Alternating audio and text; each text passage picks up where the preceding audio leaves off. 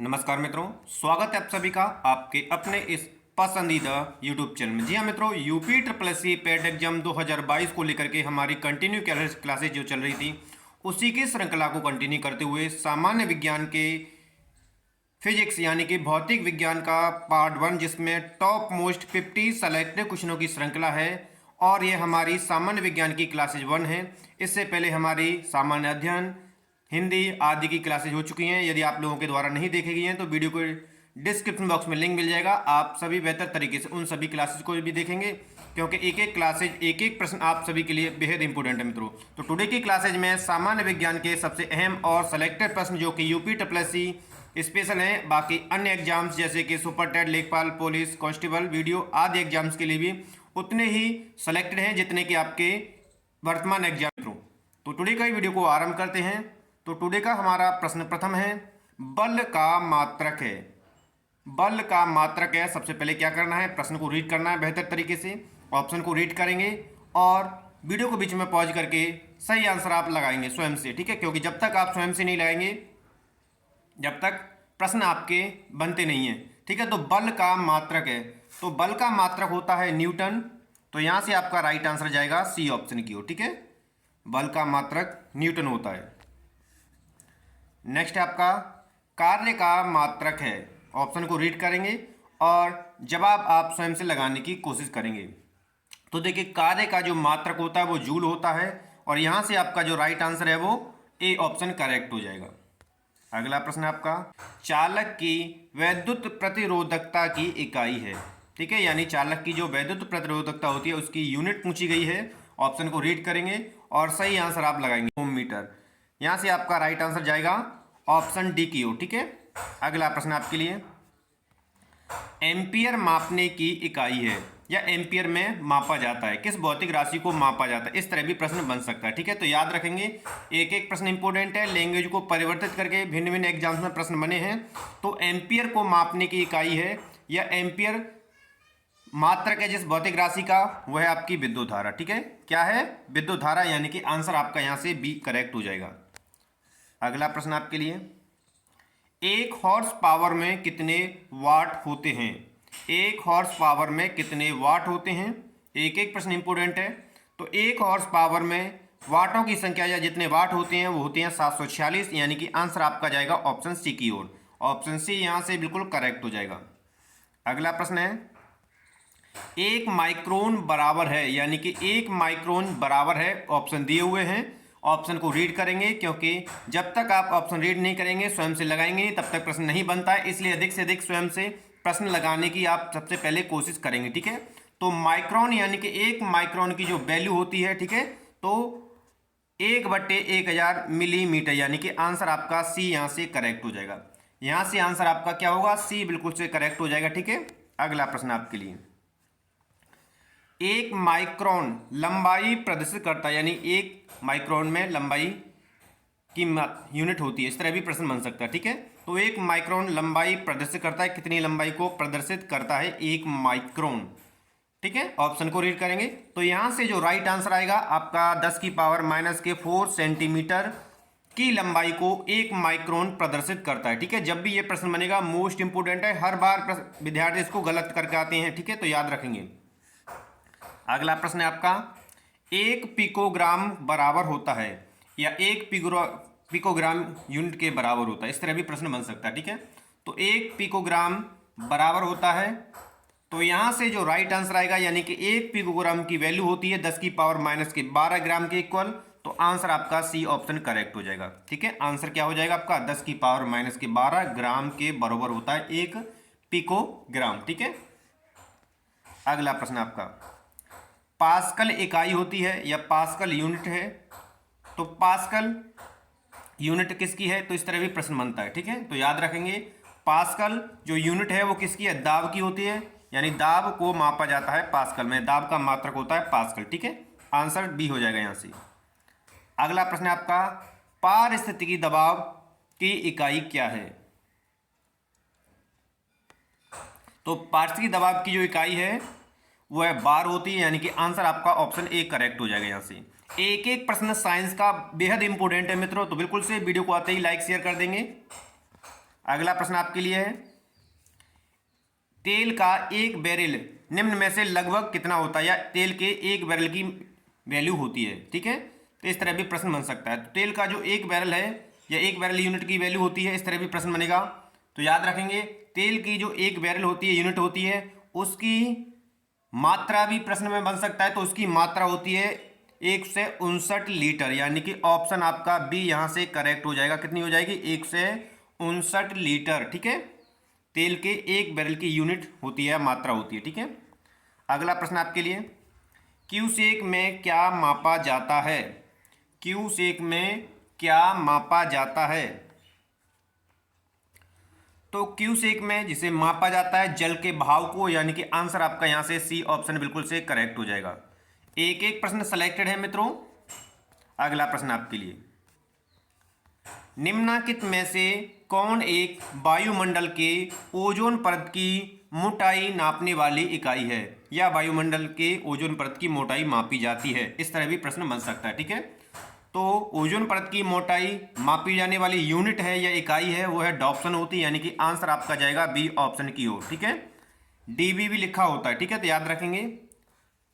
अगला प्रश्न आपके लिए, अगला प्रश्न है, ध्वनि की तीव्रता को मापने वाला यंत्र है, या ध्वनि की तीव्रता को मापा जाता है, किस यंत्र की सहायता से मापा जाता है? ठीक है, तो ध्वनि की तीव्रता को जिस यंत्र की सहायता से मापा जाता है वो ऑडियोमीटर होता है। क्या होता है? ऑडियोमीटर। तो यहां से आपका राइट आंसर जाएगा ऑप्शन डी की ओर, यानी कि ऑडियोमीटर आपका करेक्ट आंसर होगा। अगला प्रश्न आपके लिए, पायरोमीटर किसके मापन में प्रयोग किया जाता है, या पायरोमीटर यूनिट में मापा जाता है? इस तरह भी प्रश्न बन सकता है। ठीक है, तो पायरोमीटर मापन में जो प्रयोग किया जाता है वो है आपका उच्च ताप के लिए, यानी उच्च ताप को मापा जाता है पायरोमीटर में। ठीक है, तो यहां से आंसर क्या हो जाएगा? आपका सी करेक्ट हो जाएगा। अगला प्रश्न आपका, रक्त दाब नापने के यंत्र का नाम है, या उस यंत्र का नाम बताइए जिसके द्वारा रक्त का दाब मापा जाता है। इस तरह भी प्रश्न बन सकता है। ठीक है, तो रक्त दाब मापने वाला यंत्र होता है स्पेग्नोमीटर, यानी कि आंसर आपका जाएगा बी ऑप्शन की ओर। बी ऑप्शन आपका यहां से बिल्कुल करेक्ट होगा। अगला प्रश्न आपके लिए, वायुमंडल की सापेक्ष आर्द्रता नापी जाती है, यानी कि जो आर्द्रता होती है उसे मापा जाता है। इस तरह भी प्रश्न बनेगा। ठीक है, तो वायुमंडल की जो सापेक्ष आर्द्रता होती है या वायुमंडल की जो नमी होती है उसे मापा जाता है हाइग्रोमीटर के द्वारा। किसके द्वारा? हाइग्रोमीटर, यानी कि आंसर बी करेक्ट हो जाएगा आपका। हाइग्रोमीटर से मापी जाती है वायुमंडल की सापेक्ष आर्द्रता। ठीक है, अगला प्रश्न आपका, भूकंपों की तीव्रता मापी जाती है, यानी भूकंप मापा जाता है। इस तरह भी प्रश्न बन सकता है। ठीक है, तो भूकंप की जो तीव्रता मापी जाती है वो है, हाँ जी बिल्कुल, रेक्टर पैमाने के द्वारा मापी जाती है। आंसर आपका ए हो जाएगा। यहां से ऑप्शन को भी देखना है किस तरह के ऑप्शन दिए हुए हैं। बल गुणनफल है, यानी बल जो राशि होती है वो किस दो राशियों का गुणनफल है? इस तरह भी प्रश्न बन सकता है। ठीक है, तो बल के सूत्र की बात करेंगे तो F बराबर होता है आपका एम ए। एफ बराबर क्या होता है? एम ए, यानी कि द्रव्यमान इंटू, हाँ द्रव्यमान इंटू त्वरण। तो यहां से आपका राइट आंसर जाएगा ऑप्शन बी। द्रव्यमान और त्वरण का गुणनफल होता है बल। F बराबर एम ए। अगला प्रश्न आपका, निम्नलिखित में से कौन सी राशि सदिश नहीं है?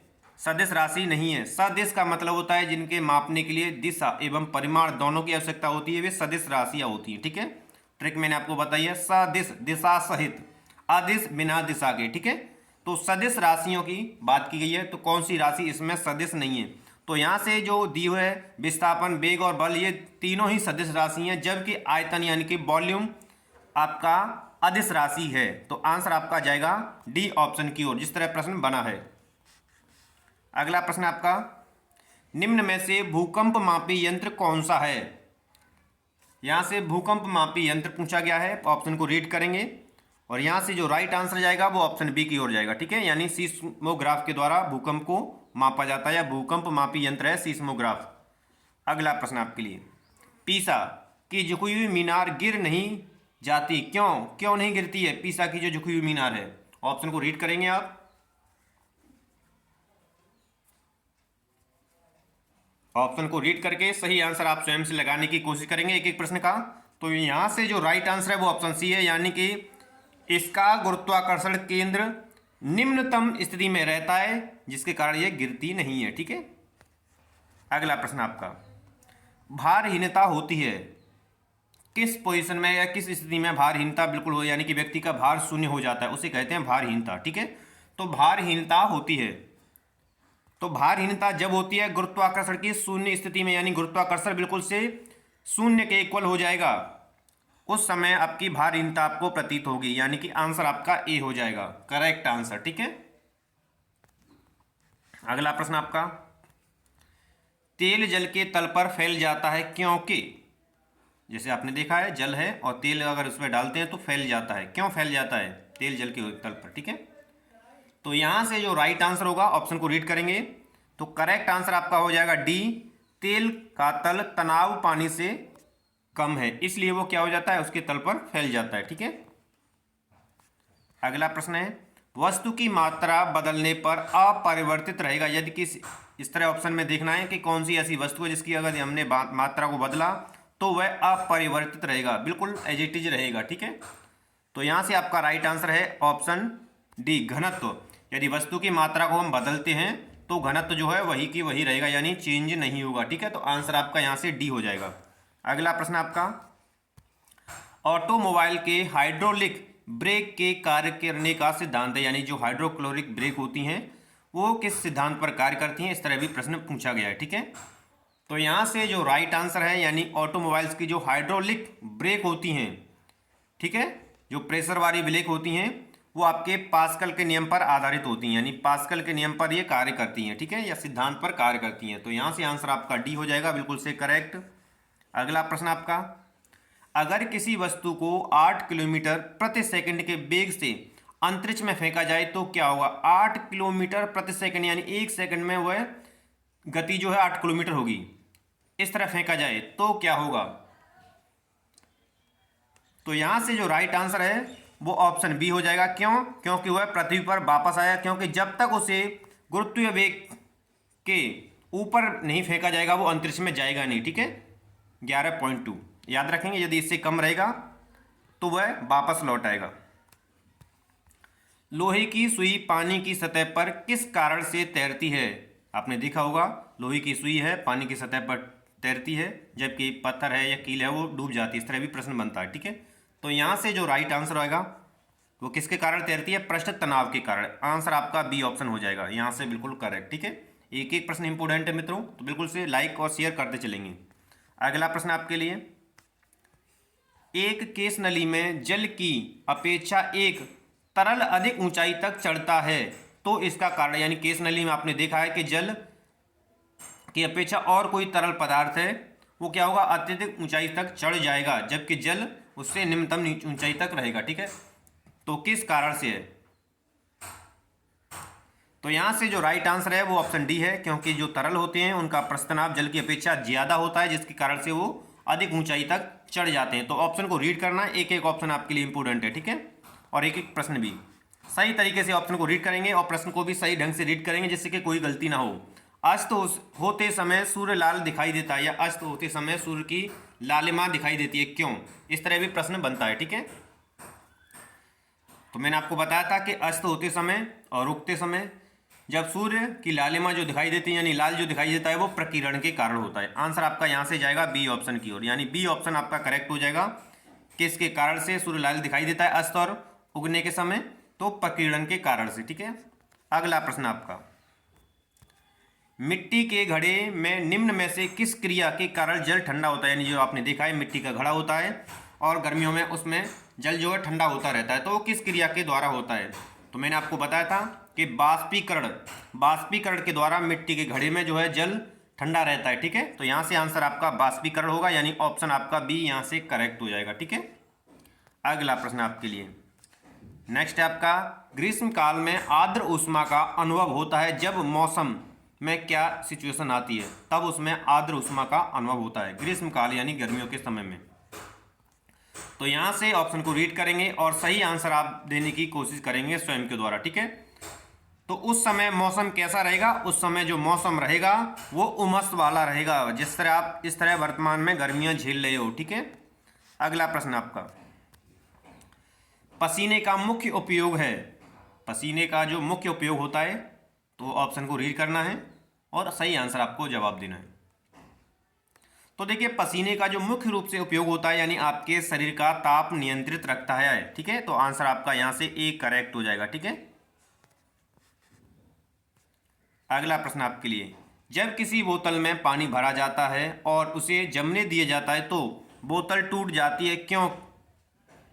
या बोतल को जमने पर, पानी जमने पर टूट जाती है, इस तरह भी प्रश्न आपका बना है कई एग्जाम में। ठीक है, तो याद रखेंगे, जब पानी जमता है तो उसका पृष्ठ यानी कि फैलता है, तो पानी जमने पर क्या होगा? फैलता है। तो आंसर आपका यहां से हो जाएगा ए बिल्कुल से करेक्ट। ठीक है, आंसर क्या हो जाएगा आपका? ए करेक्ट हो जाएगा।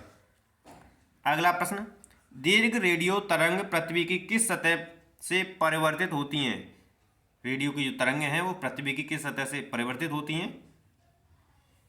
तो यहां से जो राइट आंसर है वो आपका ऑप्शन बी है, आयन मंडल से। ठीक है, अगला प्रश्न आपका, ध्वनि की वायु में वेग अनुमानतः होता है, या ध्वनि का वेग होता है, कितना होता है वायु में? ठीक है, ऑप्शन को भी देखना है। कई बार लगभग के करीब दिए जाते हैं, कई बार एग्जिट वैल्यू दी जाती हैं, तो याद रखना है आपको। तो यहां से जो राइट आंसर है 330 मीटर प्रति सेकेंड, आंसर सी करेक्ट हो जाएगा। ठीक है, अगला प्रश्न आपका, पराश्रव्य वे ध्वनियां हैं जिनकी आवृत्ति होती है, यानी पराश्रव्य तरंगों की आवृत्ति कितनी होती है, इस तरह भी प्रश्न पूछा जा सकता है। ठीक है, तो पराश्रव्य ध्वनियों की जो आवृत्ति होती है वो 20,000 हर्ट्ज से अधिक होती हैं। ठीक है, जिन्हें सामान्यतः व्यक्ति नहीं सुन पाता है। आंसर आपका ये हो जाएगा। अगला प्रश्न, लगभग 20 डिग्री सेल्सियस के तापक्रम पर किस माध्यम में ध्वनि की गति अधिकतम रहेगी? 20 डिग्री सेल्सियस पर ऐसा कौन सा मीडियम है जिसमें ध्वनि की गति अधिकतम रहेगी? ऑप्शन को देखेंगे और प्रश्न को भी ढंग से रीड करेंगे। ठीक है, तो यहां से जो राइट आंसर आपका हो जाएगा वो ऑप्शन डी हो जाएगा, यानी कि लोहा करेक्ट हो जाएगा, आंसर डी।